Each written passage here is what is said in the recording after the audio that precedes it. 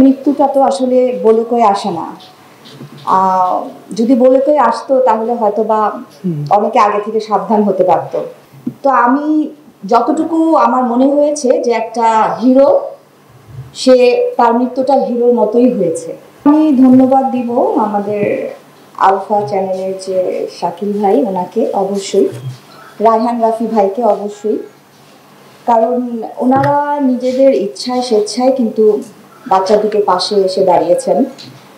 এবং আমি যতটুকু শুনতে পেরেছি যে আমাদের মনির ভাই, উনি অসুস্থ হবার পর থেকে মৃত্যু পর্যন্ত, কবর দেয়া পর্যন্ত সর্বক্ষণই ওনারা যোগাযোগ রেখেছেন, লোক পাঠিয়েছেন। তো এভাবে পাশে থাকাটার জন্য অবশ্যই ওনারা ধন্যবাদ অবশ্যই পেতেই পারেন। আর সবচেয়ে বড় কথা হচ্ছে, মৃত্যুটা তো আসলে বলে কয়ে আসে না।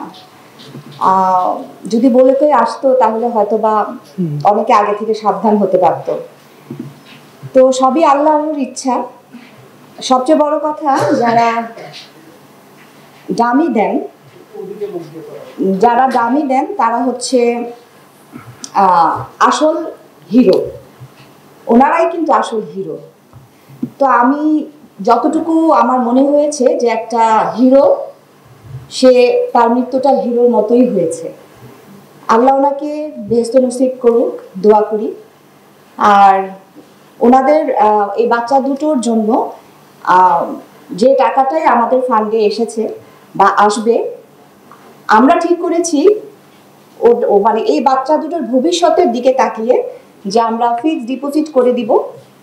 আমাদের যে আরমান মামা, উনি, তারপর কমল মামা, সনি ভাই, আমরা সবাই মিলিতভাবে, সালাম ভাই, আমরা সবাই মিলিতভাবে ঠিক করেছি যে আমরা ফিক্সড ডিপোজিট করে দিব।